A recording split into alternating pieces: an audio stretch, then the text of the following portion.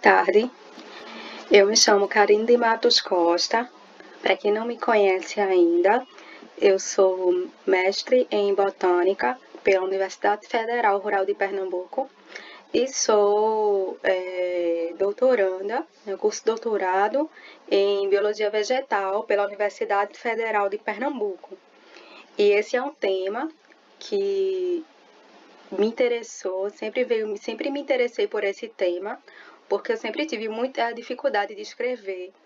E quando eu busquei superar essa dificuldade, eu notei, através de algumas disciplinas que eu cursei ao longo da minha pós-graduação, de metodologia científica, disciplinas relacionadas à escrita de projetos, à escrita de artigos, que existia uma literatura vasta sobre o assunto. Foi quando eu me deparei com a escrita criativa.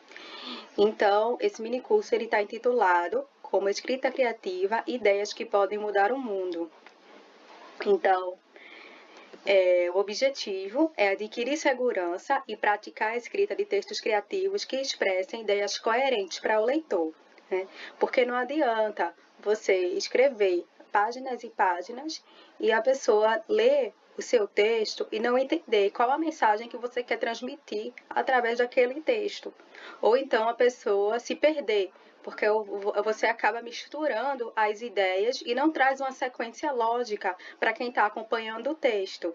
Então, o objetivo desse minicurso é que você saia escrevendo, sabendo escrever não só textos científicos, mas qualquer tipo de texto, né? Então, no primeiro dia, que já teve, que foi na segunda-feira, que é o objetivo dessa apresentação, é ver sobre imperfeição e vulnerabilidade, o que é que te impede de escrever, o processo criativo, qual caminho seguir, encontrando a sua voz, quem é você como escritor, usando as mãos em busca de referências, praticando a procrastinação produtiva, porque muitas vezes nós associamos a procrastinação, que é o deixar para depois, como algo negativo, mas a procrastinação ela pode ser um aspecto positivo para que seja desenvolvido materiais criativos. Escrevendo o que você gostaria de ler, organizando o texto, o que deixar de fora. Essa questão de escrevendo o que gostaria de ler, porque não adianta você fazer um texto, né? Dizer assim, que porcaria isso que eu escrevi, enviar lá para seu orientador ver. Então, se nem você gostou do que você escreveu, por que outra pessoa vai gostar? Né? Você submeter a pessoa a ler um texto péssimo, né? Isso não existe. Então, tem também, nós vamos ver a questão de como organizar o texto, ou seja, como aparar as ideias para deixar o texto bonitinho para quem está lendo, né? Toda uma sequência lógica, né? Tirar os excessos e deixar o texto claro o suficiente para que quem lê entenda qual a informação que você quer transmitir. A comunicação pela escrita, que é o cientista e o seu público, e a composição do texto científico, por onde começar a escrever. No segundo dia, teremos as atividades assíncronas do minicurso, e nessas atividades assíncronas coloquei para vocês um audiobook com questionário sobre a escola, então vai dar tudo lá, está tudo no Classroom, né? Então, textos para vocês lerem também e responderem sobre o texto, né? Coloquei vídeos com dicas que vão auxiliar vocês nessa jornada da escrita. Então, todo esse material está no Classroom, e o ideal é que vocês executem todas as atividades, assíncronas, no dia da atividade, para evitar o acúmulo de atividades e evitar que essas atividades elas sejam feitas de forma sintética, né? Só para entregar e pronto. A ideia é que cada atividade dessa é um tijolinho que você vai estar colocando na sua base, né, de fundamentação, para que seja desenvolvida uma escrita criativa fluida e uma escrita agradável, né? E para que você venha a compreender o passo a passo de como escrever histórias que venham a interessar quem está lendo, né? Porque até um artigo científico tem aquele artigo que é bem gostoso de ler e tem aquele artigo que você lê e diz, meu Deus, que saco, nesse artigo. Então, essas atividades assíncronas é justamente para te guiar nesse processo. Também tem algo no quarto dia, é onde a gente vai pegar mais nessa questão de redação científica, né, que eu vou trazer para vocês de forma sucinta, mas vai ser trazido essa questão da escrita científica. E no quinto dia, né, que é na sexta-feira, teremos 2 horas de aulas síncronas, com uma exposição dialogada sobre os erros comuns cometidos durante a escrita, sobre plágio, e sobre continuar praticando. E além disso, né, como vocês me solicitaram, também vou trazer um conteúdo sobre a BNT, e sobre e um conteúdo assim um pouco mais profundo sobre como escrever um artigo científico. Certo? E vocês serão convidados a apresentar, né, a ler o conto que foi criado no exercício da aula anterior, caso vocês se sintam à vontade para isso, e a compartilhar sobre a experiência de ter participado do minicurso. Então, a biografia do minicurso foi uma bibliografia muito escolhida com muito carinho, né, realmente só livros bons, né, que vão auxiliar vocês nessa jornada. Esses livros do professor Ulisses Paulino Albuquerque, ele é um professor especialista na área de etnobotânica, só que ele tem muitas publicações e até ministra disciplinas na pós-graduação relacionadas à escrita científica, né, a escrita de artigos, né, o desenvolvimento e oralidade e comunicação, né, na ciência. Então, coloquei esses 3 livros na bibliografia, tem alguns capítulos, né, que não serão desenvolvidos ao longo da disciplina, na qual eu coloquei apenas o capítulo lá disponível no material. Não consegui encontrar o livro inteiro em PDF, mas vocês podem adquirir a versão e-book pela Amazon, é muito em conta, né, o preço dos livros, ou então vocês podem adquirir a versão física através do site da Nupea. Coloquei lá também no Google Classroom o site da Nupea, caso vocês se interessem pela versão física, e o da Amazon para vocês adquirirem em e-book. Esse livro, A Coragem de Ser Perfeito, da Brené Brown, é muito bom. Ela trabalha justamente os aspectos psicológicos que nos impedem de mostrar o que nós somos e o que nós produzimos para o mundo.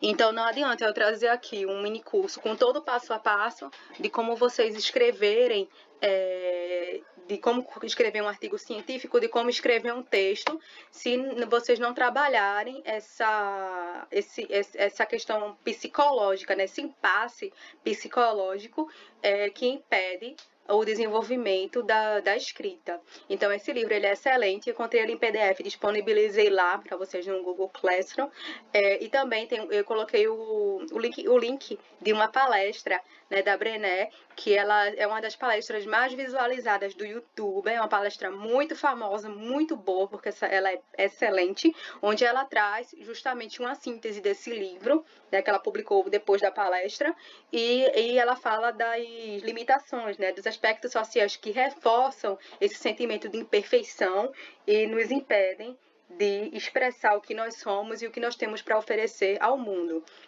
Esse livro é Os 100 Exercícios da Escrita Criativa, de Mário Falcão. Então, nós desenvolveremos vários exercícios desse livro. São exercícios básicos, mas que são importantes para quem tá iniciando esse exercício da escrita.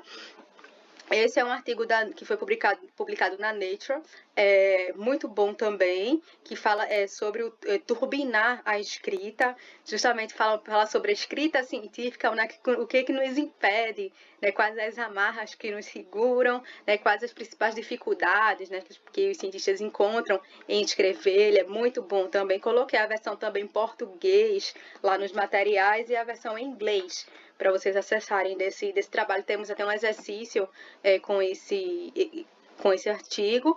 Esse livro da Holanda, também encontrei ele em PDF, ele é ótimo, né? Como se reencontrar na escrita, o caminho para despertar a escrita afetuosa em você. Ela até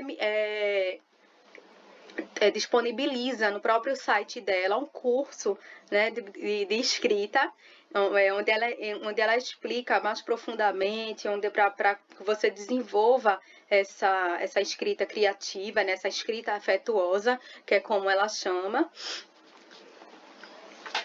Esse mini curso também traz alguns aspectos sobre criatividade, né? Porque a escrita, ela precisa ser criativa. Então, um dos livros, assim, excelentes, né? E sucintos, assim, bem direto ao ponto, sobre criatividade, do Austin Kleon, que é Roube como Artista. Então, vários aspectos que eu vou abordar agora nessa apresentação também foram inspirados nesse livro. Também contei ele em PDF, é um livro excelente, né? Esse livro, Escrita Criativa, da Ideia ao Contexto, o Rubens Marchionni, ele é um jornalista, então é um livro muito completo, muito bom, sobre como você colocar as suas ideias no papel.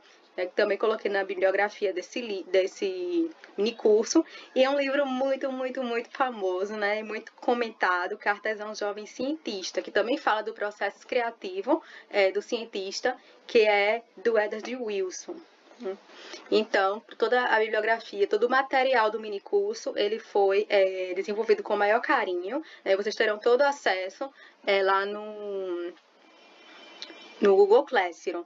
O livro do Rubens Marchionni também não encontrei em PDF, mas coloquei lá o link da Amazon, caso vocês queiram adquirir o livro. Eu também vou sortear esse livro no fim desse mini curso, né? Então, imperfeição e vulnerabilidade, o que é que te impede de escrever? Que é o primeiro tópico dessa explanação. Então, a Brené Brown, ela, depois dos muitos anos de pesquisa que ela realizou, né, entrevistando pessoas sobre esse tema de vulnerabilidade, ela chegou a um conceito de plenitude, onde o que você precisa cultivar e cultivando tal característica, você acaba se libertando de algo. E ela criou essa lista, né, que está justamente naquele livro, que é A Coragem de Ser Imperfeito. Então, quem cultiva a autenticidade se liberta do que os outros pensam. Quem cultiva a autocompaixão se liberta do perfeccionismo. Quem cultiva o espírito flexível se liberta da monotonia e da impotência. Quem cultiva a gratidão e a alegria se liberta do sentimento de escassez e do medo de desconhecido. Quem cultiva a intuição e fé se liberta da necessidade de certezas. Quem cultiva a criatividade se liberta da comparação. Quem cultiva o lazer e o descanso se liberta da exaustão como símbolo de status e da produtividade como fator de autoestima. Então, por exemplo, vejam o quanto que isso é comum na nossa esfera social, né, no meio científico, onde aquela pessoa que fica lá, tipo, o dia inteiro no laboratório, fica com aquela cara de cansada, com aquelas olheiras, aquela cara de zumbi, aí a pessoa faz, não, aquela pessoa trabalha muito, aquela pessoa se dedica muito, como se o fato da pessoa viver acabada, o fato da pessoa viver exausta, fosse um status, sabe? De que a pessoa é produtiva, de que a pessoa produz, né? Se eu tivesse aqui, por exemplo, toda acabada, né, toda sem dormir, toda, né, ministrando essa palestra, ela estudou muito para ministrar a palestra, né? Só que isso não tem uma relação, sabe? Não quer dizer que porque que você está se acabando lá, está se desgastando, que você vai produzir algo de qualidade. Então, já é comprovado que você tirar um tempo para descansar, você desenvolver atividades de lazer, vai aumentar muito a tua produtividade, né? E a tua criatividade na hora de executar tarefas que demandam a criação de conteúdo. Quem cultiva a alma e a tranquilidade se liberta da ansiedade como estilo de vida. Quem cultiva tarefas relevantes se liberta de dúvidas e suposições. Quem cultiva risadas, música e dança se liberta da indiferença de estar sempre no controle. Então, quando a Brené ela questionou pessoas sobre nunca ser o bastante, então as pessoas tinham que completar. Então, o que é que vinha na cabeça dessas pessoas? Nunca ser bom bastante. Ela criou essa lista, né, das respostas que as pessoas davam para ela. Nunca ser perfeito o bastante. Nunca ser magro o bastante. Nunca ser poderoso o bastante. Nunca ser bem-sucedido o bastante. Nunca ser inteligente o bastante. Nunca ser correto o bastante. Nunca ser seguro o bastante. nunca ser extraordinário o bastante. Então, isso é para a gente ver que já está incorporado no nosso inconsciente uma autocobrança em relação à perfeição. Né? Então, nós temos interiormente uma autocobrança, que isso é reforçado também pelo nosso meio social. Então, quais são os comportamentos que nos impedem, né, de colocar o nosso... Por mais que a gente tenha essa autocobrança de perfeição, ao mesmo tempo nós somos reforçados e impedidos de demonstrar o que produzimos ao mundo. Né? Então, por exemplo, eu quero que vocês pensem nas suas esferas familiares, nas suas esferas de amigos, de trabalho. Eu quero que vocês pensem se essas situações estão presentes em alguma esfera social da vida de vocês. O medo do ridículo e a depreciação são usados para controlar as pessoas e mantê-las na linha? Apontar culpados é uma prática comum? O valor de alguém está ligado ao sucesso na produtividade ou à obediência? Humilhações e linguagem abusiva são frequentes? E quanto ao favoritismo, o perfeccionismo é uma realidade? Tudo isso aqui está presente em alguma relação social de vocês, ou em mais de uma relação em todas elas? Eu acredito que a maioria das respostas são sim. E tudo isso que está presente no nosso meio social reforçam interiormente, a gente não sabe que isso está sendo reforçado, mas interiormente a gente sente um medo de quê? De passar vergonha. Comparação é outra coisa. Pensem no meio social de vocês, qualquer relação. A comparação e disputa o tempo todo velada ou abertamente? A criatividade tem sido sufocada? As pessoas são confinadas a padrões estreitos em vez de serem valorizadas por suas contribuições ou talentos específicos? Há um modo ideal de ser ou um tipo de habilidade usado como medida de valor para todos? Tudo isso reforça interiormente o nosso sentimento de quê? De comparação. Então, tudo isso faz com que a gente internalize do que nada que a gente vai fazer, nada que a gente vai produzir seja bom bastante, né? Então, é um medo que a gente tem o quê? De ser imperfeito, de não ser aceito, sabe?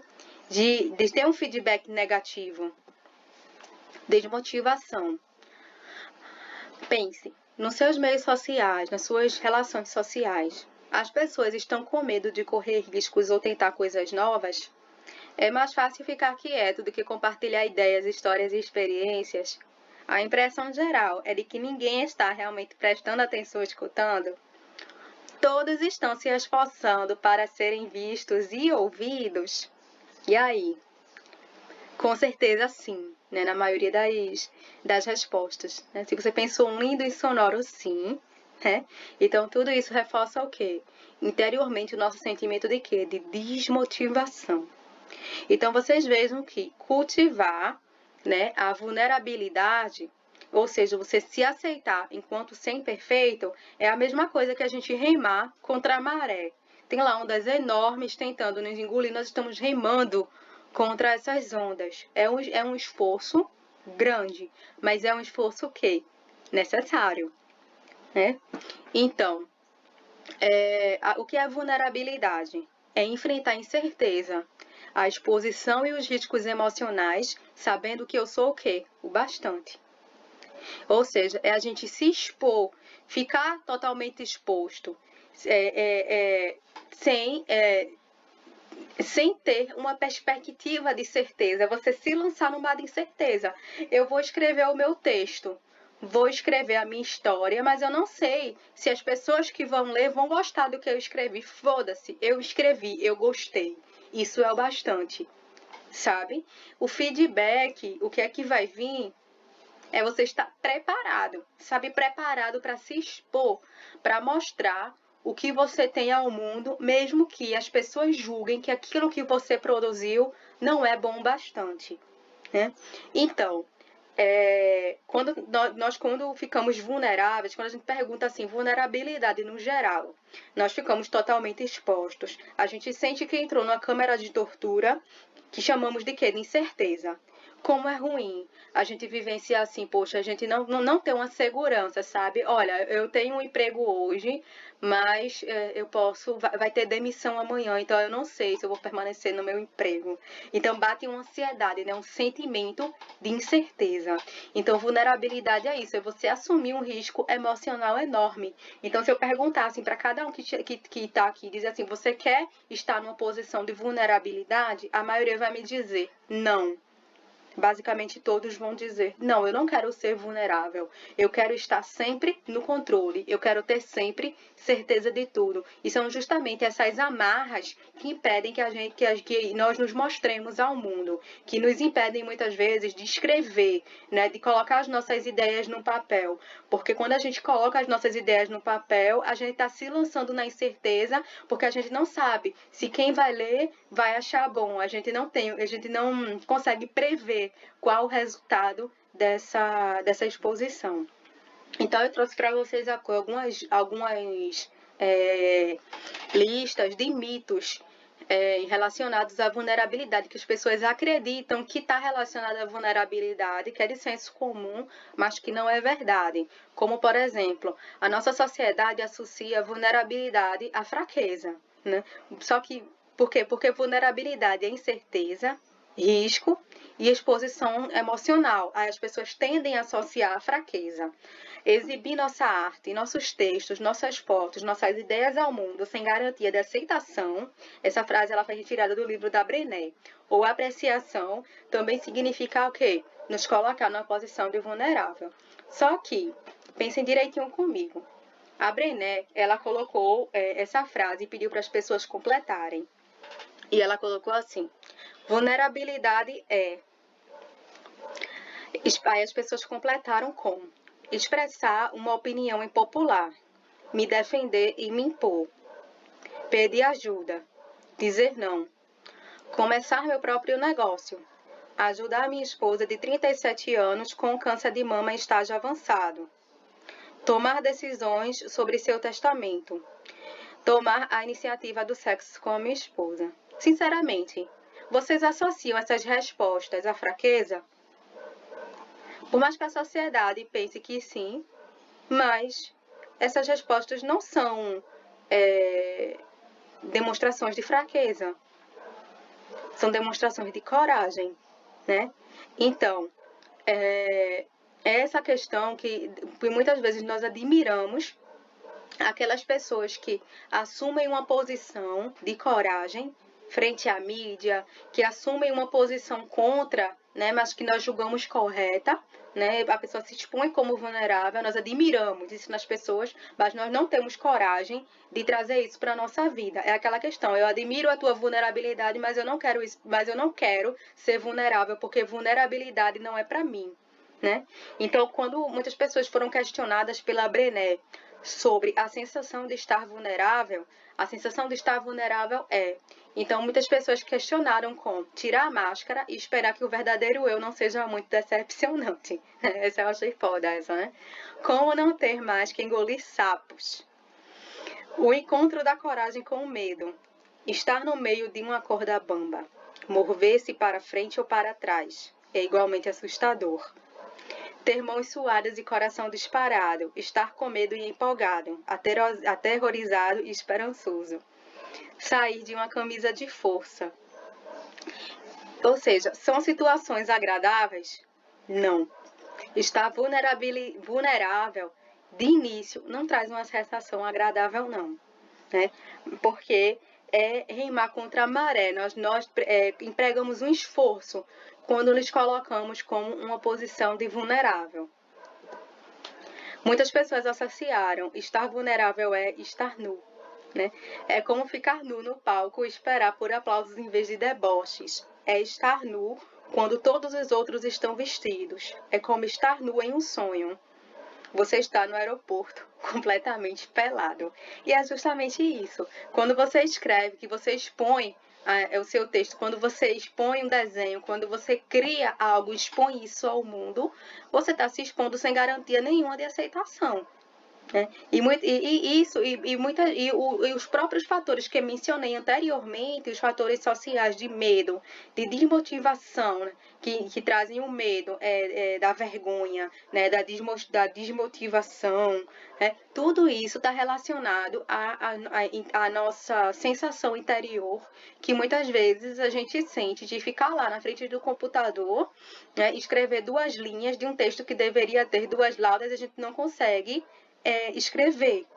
Eu vejo muitas pessoas dizerem que escrever é uma coisa assim, sacrificante, é terrível. A pior parte da pós-graduação é a escrita. Eu já vi muitas pessoas dizerem isso, né? Que sentem muita dificuldade de escrever.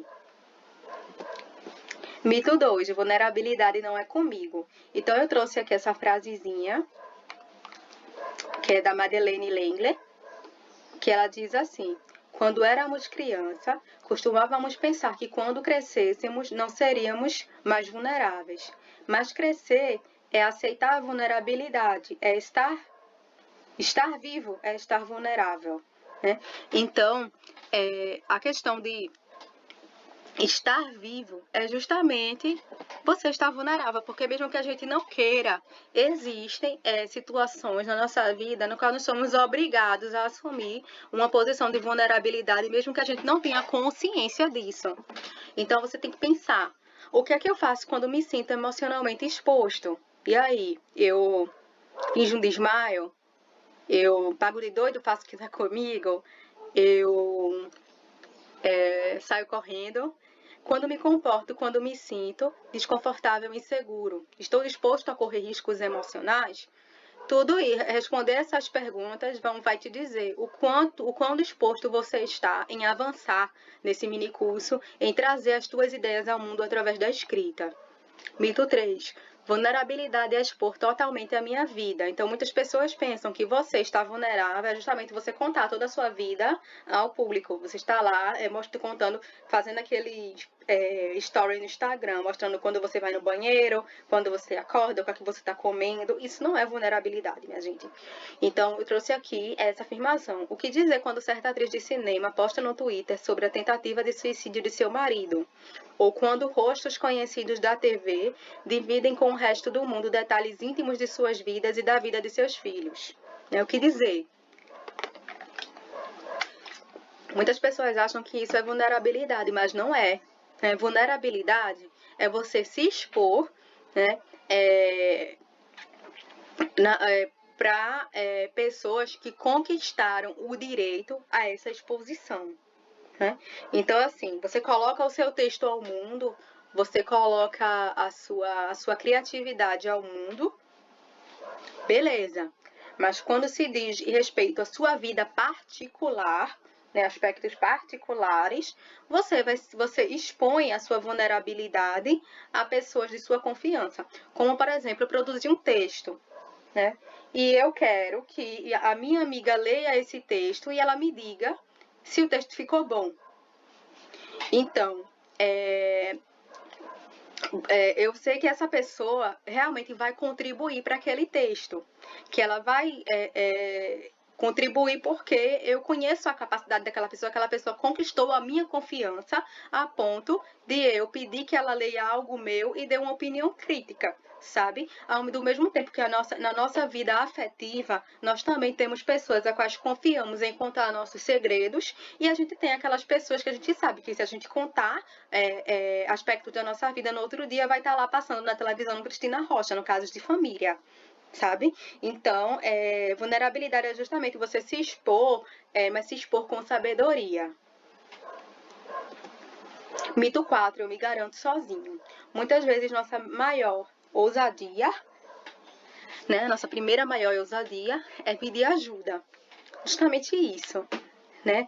Eu tive a experiência de ler 2 livros, no qual um livro eu achei muito superficial, né? Que é um livro que todo mundo, assim, que muitas pessoas têm opiniões positivas a respeito dele, mas eu sinceramente não gostei, que é A Garota do Lago, de Charles Dolian.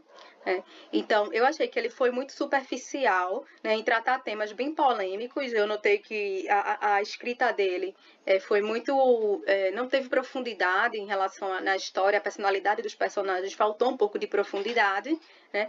Então... e ele colocou lá nos agradecimentos do livro, no abstract, que o livro demorou muito a sair, que muitas pessoas perguntavam a ele por que o livro não estava pronto ainda, porque ele teve muita dificuldade de escrever. E a gente percebe isso, né? Quando a história ficou sucinta, quando a história ficou rasa. Diferente do livro Nem Tudo Será Esquecido, da Wendy Walker. Então eu li esse livro e eu fiquei encantada com a narrativa, com a profundidade dos termos relacionados à história do livro, com a personalidade dos personagens. E lá nos agradecimentos, a autora ela colocou que ela teve ajuda de psicólogos, né? Ela agradece a psicólogos, agradece a psiquiatras, a médicas que leram o texto dela e que contribuíram com a história. Então você vê a diferença de uma pessoa que pede ajuda e produz algo de qualidade de uma pessoa que se garante sozinho e não produz um material tão bom assim. Então muitas vezes a gente precisa se vulnerabilizar, expor o nosso texto, né, ao outro, né, aquelas pessoas que a gente sabe que vai contribuir. Então é um pouco do mito 3, né, que eu já havia falado, para que a gente venha a ter um material final de qualidade. O processo criativo, qual caminho seguir, né? Então, esse tópico, ele vem justamente para desmistificar aquela questão de quem aqui nunca escutou numa banca, né? De defesa de projeto, né? Isso não é original, né? Eu não estou vendo nada novo aí, né? Então, a pessoa que está avaliando dizer que o seu projeto ou que o seu artigo ou que o seu material não é original, não está vendo nada novo, não quer dizer que você vai ter que produzir uma coisa do zero, né? Produzir coisa do zero não existe. A gente produz algo inspirado em conhecimentos que já foram produzidos anteriormente. Então, você precisa identificar no seu projeto, no seu estudo, qual a lacuna que ele visa preencher, né, que ele visa expandir na ciência, né, ou qual a lacuna que ele visa preencher, ou qual o conhecimento que ele visa expandir dentro do âmbito científico, né? Mas isso não quer dizer que você vai ter que criar uma coisa totalmente do zero, né? Então, por exemplo, eu coloquei esse esqueminha aqui, vale a pena roubar? Não, siga para a próxima etapa. Vale a pena roubar? Sim, né? Porque, de certa forma, a gente vai estar construindo em cima do que outras pessoas já construíram. É um processo, o conhecimento científico, como os demais tipos de conhecimento que nós temos atualmente, são conhecimentos que nós adquirimos de forma contínua, né? Então, por exemplo, a única arte que eu estudarei é aquela que contém a que eu possa roubar, ou seja, ideias que a gente possa ler, que venham, ou ver, ou ouvir, que venham despertar novas ideias na gente, né? E até para os adeptos do cristianismo, está lá na Bíblia que não há nada de novo debaixo do sol, né? Então, esse é uma polêmica assim clássica, né? Em alguns cursos de arte, de pessoal que trabalha com artes no geral, então pergunta aqui, quantas linhas eu tenho aqui? Então a pessoa vai dizer, eu tenho 2, né? Mas eu posso olhar para isso aqui e dizer que tem 3 linhas, porque eu posso considerar aqui, 2 linhas pretas e uma linha branca aqui no meio, né? Então, eu posso considerar 2 linhas pretas e uma linha branca, então eu posso dizer que são 3 linhas. Então, assim, depende do ponto de vista. Então, eu posso ter um conhecimento e posso ter diferentes pontos de vista a respeito dele. Eu posso trazer um ponto de vista novo, né, a respeito de algo que já foi produzido, né? E isso, de certa forma, é original, né? Então, o que é originalidade? Plágio não detectado. Então, vamos desmistificar essa questão, né, de que eu tenho que produzir algo novo, eu tenho que produzir algo do zero, porque nada é original. Então, do mesmo jeito que a gente tem aqui o nosso pai e a nossa mãe, e nós temos metade do código genético de cada um, né, e somos um ser único e diferente, né? Então, nós também podemos construir a nossa linhagem criativa. Ou seja, eu posso ter artistas que me inspiram, né? Que trazem inspirações para mim, para eu desenvolver o meu próprio trabalho e seguir uma linha, né, de raciocínio, né? Desenvolver algo novo em cima do que esses artistas já faziam. Eu posso ter, por exemplo, dentro do âmbito científico, um grupo de pesquisa que me inspira, sabe? Um grupo, eu posso fazer parte de uma linhagem científica que estuda tal tema, sabe? Então, eu me interesso por tal tema, né? E leio os artigos daquele grupo de pesquisa sobre tal tema. Então, é uma linhagem científica que me inspira. Então, eu me coloco dentro dessa linhagem científica e determino qual é o meu caminho dentro do escopo, do aspecto científico. Então, a gente precisa ter esse senso de pertencimento, sabe? Para o desenvolvimento dos nossos textos, do nosso material, tanto no âmbito criativo, até para a produção científica em si. Né? Então, aqui eu tenho algumas dicas. Né? Leia profundamente, mantenha sua mente aberta, continue a devagar, ou seja, não fique lá na frente do computador o dia inteiro esperando sair alguma coisa. Né? Então, vá lavar prato. Né? As melhores ideias, muitas vezes, surgem quando a gente sai da pressão de pensar sobre e alivia um pouco a nossa mente. E jogue tudo no Google. Se tem algum termo que está me dificultando de eu entender a ideia, por que eu vou ter que pegar um dicionário e tá lá meia hora perdendo meu tempo? Joga no Google, vê lá o significado e desenvolve a tua ideia em cima daquilo. Sabe? Não tem nada de mais nisso. Então, aqui, fosse ou não for, ou não a escola, eu sempre estudava. Então, assim, se mantenha atualizado sobre os temas que te interessam, seja no âmbito da ciência ou seja em outro âmbito, né? Outra coisa também que a gente pode, que é interessante para a gente manter a criatividade, né? Guarde os seus cursos para as mais tardes. Então, se eu ler algum texto interessante, se eu ler algum artigo interessante, embora que eu não vá utilizar aquilo agora, faz um fichamentozinho, coloca naquela planilha do Excel os artigos que você leu e que você achou interessante, qual a ideia que te impressionou, sabe? Colecione livros que você acha interessante, frequente bibliotecas, né, dá uma lidinha, papel e caneta na mão sempre, um bloquinho para anotar uma ideia, tirar foto com a câmera do celular de algo que você achou interessante, que você pode usar depois. Por exemplo, como eu trabalho muito com polinização, então, quando eu vejo, assim, alguma planta com alguma flor interessante, ou algum bichinho, assim, na flor interessante, eu gosto sempre de bater a foto e guardar aquela foto comigo, porque quando eu vou dar aula, é muito legal você dar a aula com o material seu, ou seja, uma foto minha, no lugar de eu estar lá horas e horas fuçando o Google Imagem atrás de uma foto que eu já tenho exatamente do jeito que eu quero, sabe?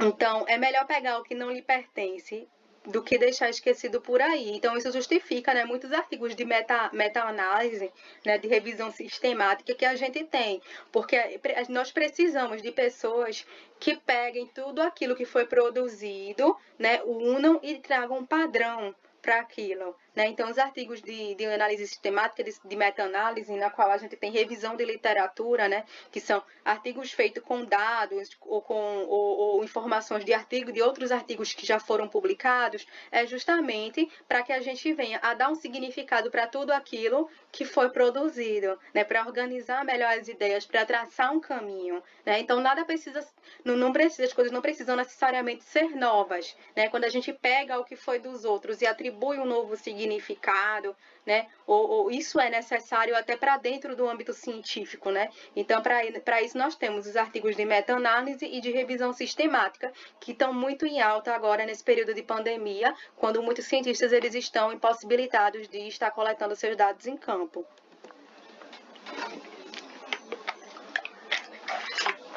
Encontrando a sua voz. E aí, quem é você como escritor? Então, não adianta você escrever um texto que não tem nada a ver com você. Por exemplo, até o teu texto lá da tua dissertação, da tua monografia, da tua tese, o teu resumo que tu vai apresentar no congresso, ele precisa ter algo que você faz, né, que faz parte do teu cotidiano, da tua pesquisa. Então, o problema, né, do enrijecimento textual como consequência da academia. Esse problema do enrijecimento textual não é, assim, essa questão do texto científico em si, mas é porque muitas vezes a gente se foca tanto em ABNT, em espaçamento, em normas, né, de citação, de referência, a gente foca tanto nas normas que a gente não estuda a parte da escrita, de como escrever, de como colocar a essência no teu texto, de como argumentar e conquistar aquela pessoa que está lendo, porque um texto científico, né, ou um texto o não científico, ele precisa se comunicar com o leitor. Quando o texto é científico, ele é um texto o quê? De argumentação. Toda a tua discussão é uma argumentação em cima do que foi achado no teu trabalho e de como esses dados estão relacionados com o que já se tem até hoje sobre o assunto. Sabe? Do mesmo jeito que quando eu vou ler um livro de romance, eu vou ler um livro de uma história, essa história ela precisa me conquistar, sabe, enquanto leitor. Ela precisa, eu preciso ler esse livro e dizer assim, porra, que livro foda, né? Muito bom esse livro, né? Então, esse texto ele precisa fazer parte do teu cotidiano para que você venha colocar a essência e se comunicar de forma satisfatória com quem está lendo. Né? Então, quem é você como leitor? A escrita, ela como escritor e como leitor, a escrita, ela pressupõe intensidade como a vida, né? Um texto, ele está vinculado à pessoa que você é. Se você escrever um texto de má vontade, né, dizer que porcaria de texto, a pessoa que lê aquele texto vai perceber que você teve dificuldade de escrever, vai perceber que o texto está raso, vai perceber que o texto que estão faltando elementos naquele texto. Então, se você é uma pessoa insegura, a tua insegurança vai transparecer ao longo do teu texto. Então, como se envolver, colocar alma nas palavras, se a sua vida também está repleta de receitas prontas. Então, é algo como remar, mesmo contra a maré, é dar um mergulho no desconhecido, né? Você se libertar das vulnerabilidades, da forma, do padrão, das receitas prontas e trazer liberdade, criatividade, trazer mais de você para o seu texto. Né? E como é que eu posso fazer isso? Ajuda você a conversar com pessoas. Essa foto aqui é de um amigo, ele trabalha com a Etno. Nem pedi autorização para ele, mas eu achei essa foto muito bonita. Ele mandou para mim, achei incrível essa foto. Você conversar com as pessoas e de você caminhar. Caminhar não é caminhar com fone de ouvido, é você caminhar olhando as coisas ao seu redor, sentindo o cheiro, né, sentindo o vento, sentindo as sensações do que está ao teu redor e você conversar também, conversar com as pessoas e interagir. Isso também ajuda no desenvolvimento de ideias e ajuda no desenvolvimento de você organizar as coisas na sua cabeça. Se isso não fosse necessário, para que as pessoas hoje em dia fariam terapia? Né? Então, muitas vezes, falar sobre nos ajuda a colocar as ideias em ordem. Isso é muito importante também para as reuniões de laboratório, né, que a gente tem, para discutir textos científicos, conversar sobre alguns assuntos. Então, isso é importante também para organizar as ideias, né, para a gente aprender mais sobre interagindo, né, aprender de forma ativa. Né? Se você gosta de ler determinado gênero, procure grupos no Facebook, né, de pessoas que leem aquilo que você gosta de ler, que estão lendo livros para você conversar sobre o assunto, trocar ideia. Tudo isso ajuda. Usando as mãos em busca de referências, ou seja, como construir minhas referências.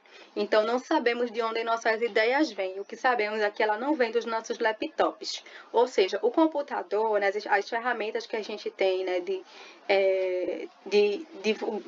estar de frente de uma tela, nos ajudam muito bem a divulgar os nossos dados ao mundo, né? Quando a gente já tem a ideia pronta e a gente quer que as pessoas vejam a nossa ideia. Só que estar de frente de uma tela nos ajuda a absorver, né, as informações que estão ali, mas não nos ajuda a construir ideias nossas. Então, é uma coisa que é do nosso organismo, que a arte, ela que vem só da mente não é nada boa. A gente precisa se movimentar, a gente precisa sentir de alguma forma. Nem que seja, por exemplo, escrevendo num papel mesmo, um texto, construindo um referencial de anotações. Por exemplo, aquela atriz, a Marina Rui Barbosa, né, ela falou numa entrevista certa vez que para cada personagem que ela recebe para atuar em alguma novela, ela tem um caderno no qual ela faz colagens, ela escreve, onde ela constrói referências sobre o personagem, ou seja, de que ela gosta, né? O que ela veste, o que ela pensa sobre. Então ela constrói o personagem criando referências com colagens, com frases, tudo no caderno, né? Então a gente precisa dessa questão analógica, né, que foge do digital, para que a gente venha desenvolver melhor nossas ideias. Então, como por exemplo o Austin, né, que é aquele autor do livro Roube como Artista, ele tem uma mesa analógica, ele colocou aqui no livro dele, e uma mesa digital, onde aqui ele constrói as ideias e na mesa digital é onde as ideias elas estão quase prontas e vão ser divulgadas ao mundo. Algumas pessoas que trabalham também com desenhos, com cartoons, também trabalham dessa forma. Eles criam a arte manualmente e depois que eles transferem essa arte para o digital, né? Porque a gente produz melhor movimentando o nosso corpo de forma ativa do que apenas de frente para uma tela. Praticando a procrastinação produtiva. Ou seja, quando acontece aquela coisa de, poxa, a ideia não vem. Então não adianta você ficar lá de frente com o computador se torturando, espremendo o seu cérebro, queimando os seus neurônios, querendo que a ideia ela saia à força, né? Então, qual é a dica? Espie pela janela, vá pelas ruas, vá lá fora, como um sanduíche, né? Você tem que reservar um tempo para se distrair. Perca, sonha-se, nunca se sabe onde isso vai levar, né? Então a gente precisa sair um pouco da tela, sair um pouco da pressão para que as ideias elas sejam desenvolvidas de forma satisfatória. Então assim, por exemplo, muitas pessoas elas dizem assim, poxa, eu vou fazer um curso, né?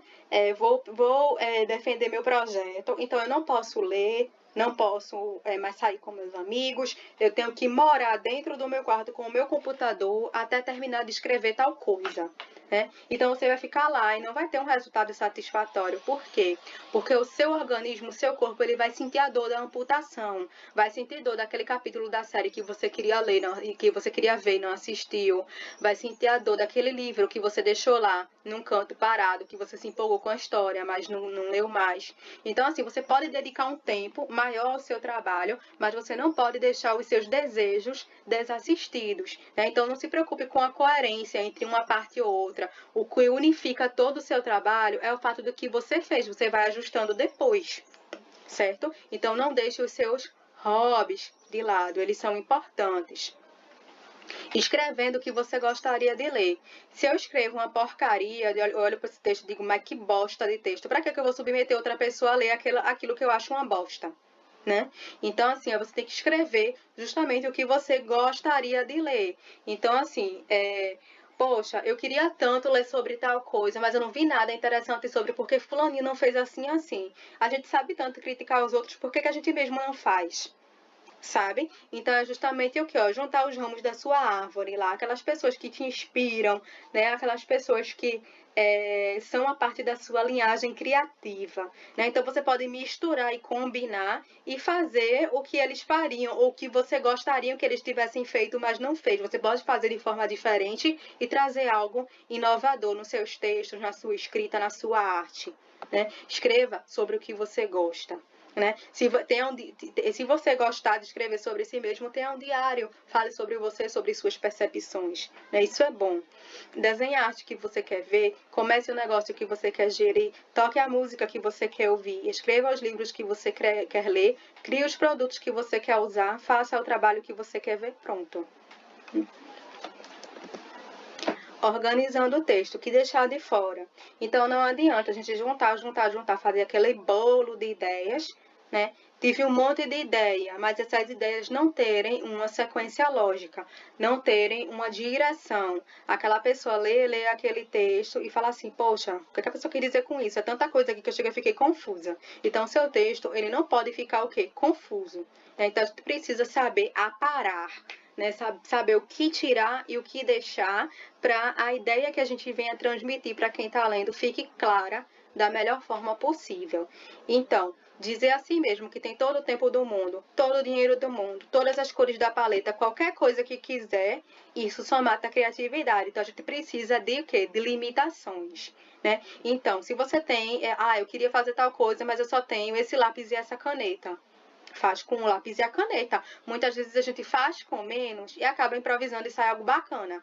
Como, por exemplo, muitos experimentos, eles foram realizados na base do que se tinha, né? Então, muitas metodologias dizem assim, porque eu queria seguir tal metodologia, mas a gente não tem tal reagente, mas tem tal reagente que pode funcionar da mesma forma. Então, muitas vezes, o reagente que você usou para substituir, ou o material que você usou para substituir, funciona melhor do que aquele que já se tem como padrão, né? E isso traz uma novidade dentro do âmbito científico ou dentro do teu material que foi produzido de forma criativa. Então, há perigos irreparáveis em pensar que você pode fazer tudo. Não adianta você trazer um texto com tanta coisa e, ao mesmo tempo, você diz assim, eu estudei sobre muita coisa, passei muito tempo lendo artigos científicos, vi muita coisa, e trazer tudo isso de forma misturada, porque você quer trazer tudo e não ficar uma coisa clara, não ficar uma coisa que traz uma ideia coerente para quem está lendo. Então, você não fez nada, né? Sossegue o facho para poder pensar. Então, muitas vezes a gente precisa, né, se desligar de tudo, né, pensar para organizar as ideias, né, e para deixar elas de forma coerente para o papel. Faça com menos, comece agora. Ou seja, você nunca vai se sentir pronto para escrever. Eu vou fazer isso amanhã, porque amanhã eu vou estar pronto. Não, você nunca vai se sentir pronto para escrever. Né? Então, o negócio é você ir na tora. Sabe? A gente nunca se sente pronto, mas a gente tem que fazer, vai fazendo. Aceitar as limitações e seguir adiante. Composição de um texto científico, por onde que a gente começa a escrever. Então, aqui, dentro do âmbito científico, né, de forma bem sucinta, a gente tem uma pergunta, né, e essa pergunta vão sucintar o que? As nossas hipóteses, que é o que a gente acha que responde a essas perguntas. Então, a partir disso, a gente vai testar e a gente vai ver se esses dados, eles confirmam ou não as nossas hipóteses, que é o que a gente esperava que ia responder a pergunta, né? E o desenvolvimento das explicações, ou seja, a discussão do seu trabalho é que vai mostrar o teu processo criativo, né? Como que você vai comparar o que você produziu com o que já se tem sobre o assunto no mundo, né? O que é que os teus dados eles trazem de novo, né? Então, uma introdução, né? Então, a introdução de um artigo científico, né? de um material, ela tem que ser proporcional ao restante do discurso, tem que ser clara, objetiva, bem definida e preparada, tem que ser atraente, ou seja, é o nosso cartão de visita. Não adianta a gente construir uma introdução bosta, né, uma introdução que não tem nada a ver, as pessoas não entendem do que se trata o teu artigo, porque você colocou 1001 coisas lá na introdução e a pessoa não vai ter vontade de ler o resto do trabalho. Né? Então, é o nosso cartão de visita. A primeira impressão é o quê? Aqui fica. Né? Os materiais e métodos, eles precisam estar bem descritos, né, para que as pessoas elas possam entender o que foi feito e possam até repetir, né, ver a possibilidade de repetição desse teu método, né, do âmbito científico. Então, muitas vezes a gente coloca lá, é um erro muito comum, o trabalho foi realizado na Caatinga. A Caatinga ele é um ecossistema exclusivamente brasileiro. Aí você envia para uma revista internacional, aí o revisor, que é lá dos Estados Unidos, ele faz sim, mas que porra é Caatinga, né? Que danado é Caatinga, né? Então você não colocou lá que a Caatinga é considerado um ecossistema de floresta tropical seca, que as plantas geralmente elas são que as folhas elas caem na estação seca, que tem uma fisionomia uma fitofisionomia de plantas esparçadas, né? Então você precisa explicar o que é um ecossistema de caatinga, para que uma pessoa que não viu uma caatinga na vida, ou o leitor, ele consiga entender aonde foi feito o teu experimento, né? Resultado, descrição do que foi obtido, observado, experimentado. Se você trazer gráficos, tabelas, coisas que possam facilitar as pessoas a entenderem os teus resultados, ótimo.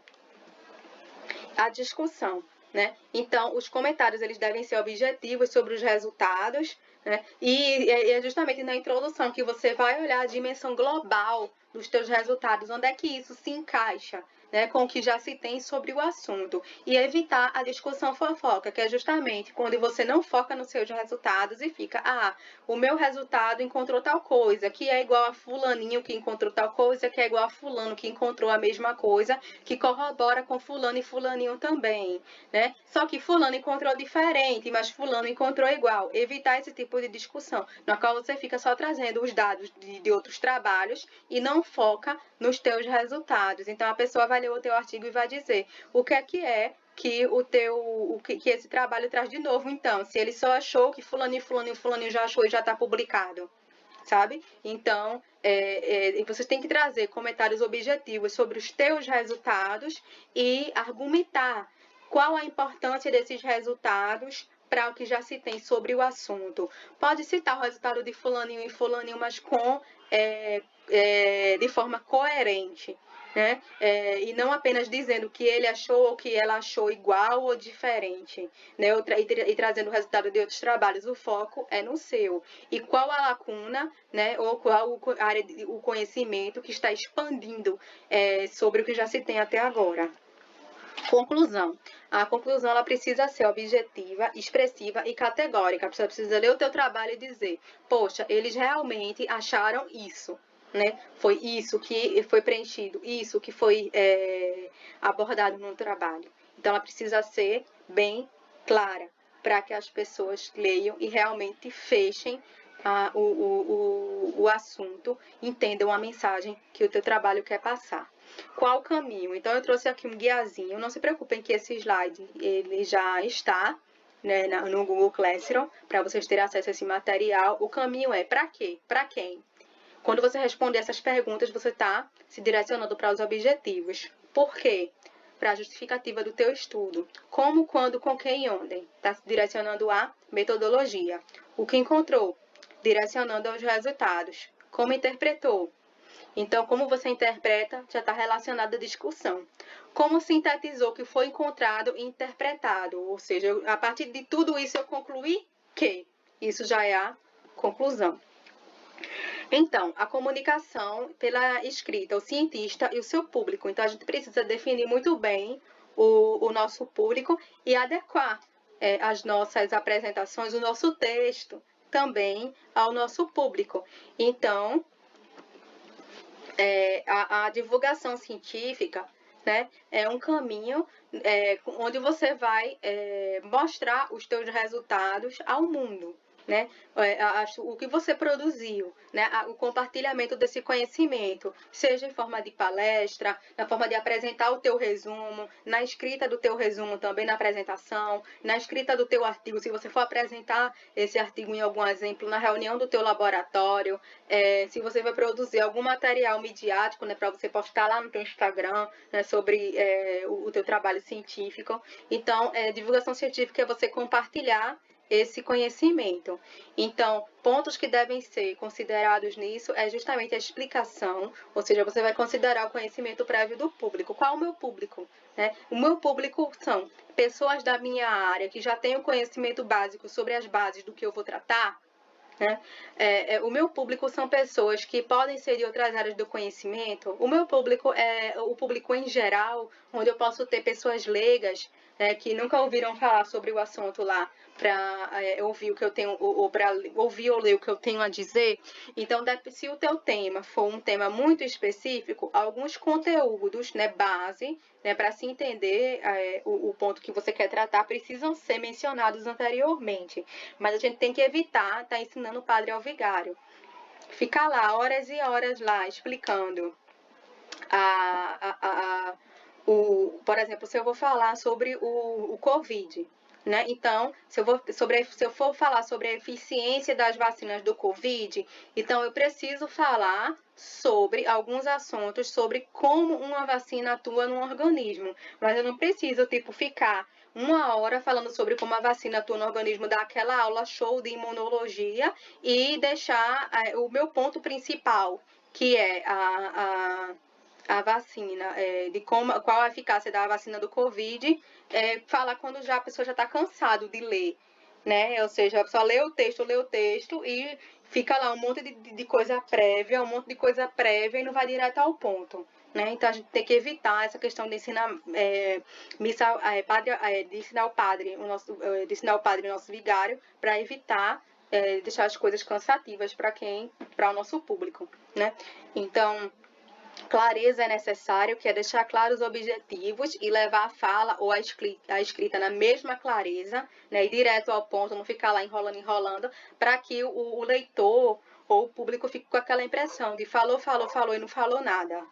Então, a gente precisa ser objetivo. Interesse são os argumentos que devem ser mostrados com as suas respectivas provas. Então, eu preciso saber argumentar. Então, dentro do âmbito científico, por exemplo, eu não posso trazer um assunto e eu sei que tem trabalhos que contradizem aquele assunto e eu deixo para lá e só falo os trabalhos que me interessam. Não, eu preciso falar que tem fulaninho ou tal trabalho que não concorda com aquilo que eu estou falando, mas eu preciso falar do meu ponto de vista, o porquê que eu me coloco com aquele ponto de vista sobre aquele assunto, mesmo que tenha tal estudo que não concordem, sabe? Então, a gente precisa ser interesa, né? A gente precisa argumentar mostrando as suas respectivas provas e evitar essa questão do achismo, né? E a imparcialidade. A gente não pode dizer que acho que pode ser assim, porém nunca estudei no assunto, né? Se não tem comprovação científica, a gente não pode se meter se a gente não sabe a resposta, dizer que não sabe, ou então, se não se tem comprovação científica, dizer que é uma opinião sua, mas não está dentro do estudo, do âmbito científico que você está falando, deixar isso bem claro para que as pessoas não venham tomar aquilo que você acha como verdade científica, né? Então a gente precisa ter um cuidado ético em relação a isso. A ordem, né? Ordenar as ideias e para evitar o sofrimento intelectual de quem acompanha. Ou seja, por exemplo, eu tive uma professora que ela rodeava tanto, ela falava assim, por exemplo, ela ia falar sobre um tema, aí ela passava sobre a revolução lá histórica lá da revolução das mulheres em conquista dos seus direitos, a escravidão, era tanta coisa assim que não estava relacionada para poder chegar direto ao ponto que eu saía da aula mentalmente cansada, tentando acompanhar o raciocínio dela. Então tudo isso faz o quê? Traz um sofrimento intelectual para quem está ouvindo, do mesmo jeito a escrita. Um texto, quando ele não tem uma ordem, não tem uma sequência lógica, a história ela não ocorre de forma ordenada, você não consegue enxergar começo, meio e fim, então fica uma coisa sofrida para quem está lendo, para que as pessoas não conseguem acompanhar o teu raciocínio. Então, evitar isso, colocar as ideias ordenadas numa sequência lógica para que a pessoa que acompanhe venha a entender a que ponto, né, qual a tua ideia, qual o sentido, qual a mensagem que o teu texto quer transmitir. E a cuidade, que é um emprego cuidadoso e precisa das palavras ou expressões. Usa o corretorzinho ortográfico, né? Passa lá o corretor para evitar, né, erros ortográficos. Né? Cuidado com palavras e expressões, né, para evitar interpretações ambíguas, né, do teu texto. Objetividade, né, focar diretamente ao ponto e falar sem rodeio, não seja chato. Né? E simplicidade, que é o conceito da navalha de Ockham, que é justamente você optar pelo mais simples, né? Ou seja, quando a gente vai trazer isso para as hipóteses, né? Então a gente tem que ir para uma explicação mais simples, né? Dentro do âmbito científico, para explicar determinado fenômeno, no lugar de ir para a mais complicada. Então, utilizar esse princípio da navalha de Ockham, ela nos ajuda a evitar estabelecer hipóteses nada a ver, hipóteses desnecessárias para nosso texto, quando a gente está falando de texto científico. Então, a gente vai para a explicação mais simples e não pela mais complicada, que é muito difícil, assim, ser aquilo, sabe? Então, eu trouxe aqui algumas regrinhas, né, que nós devemos agir com paciência diante de perguntas simplórias ou sem ligação com a temática ou exposição, repetir um tópico mal esclarecido quantas vezes for solicitado, não alimentar discussões ou debates infrutíferos, agir com naturalidade e simpatia quando perceber que uma pergunta visa testar seu conhecimento, ser breve nas respostas às indicações feitas pelo público, né, não demorar 1 hora para responder uma pergunta, né, preferir confessar que desconhece a resposta à pergunta feita do que você escapulir, né? Fazer de conta que a pessoa não perguntou, ou então trazer uma explicação nada a ver, que pode nem ser verdade. Então é melhor admitir que não sabe. Né? Eu fazia muito isso em sala de aula. Quando o aluno ele me via com uma pergunta que eu não sabia a resposta, eu dizia, vou procurar e depois eu trago para você. E justamente eu procurava e depois levava a resposta, né? Não adianta a gente inventar uma coisa que não existe, né? E deixar a pessoa com uma concepção errada daquilo do que perguntou. E seja bem-vindo a esse mini curso. Então, esse mini curso ele é uma porta, ou seja, é uma porta que eu tô abrindo, né, para você justamente saber o caminho de como desenvolver a tua escrita científica, a tua escrita criativa, né, para a produção de textos, mas o caminho quem vai trilhar, quem vai definir é você, né, dependendo do teu esforço para a realização das atividades assíncronas, né, para praticar a escrita direitinho de acordo com os exercícios. Então, teu empenho é que vai determinar o quanto que esse minicurso ele vai ser satisfatório para o desenvolvimento da tua escrita, ok? Então, obrigada por ficar até aqui e qualquer dúvida estou à disposição e um abraço.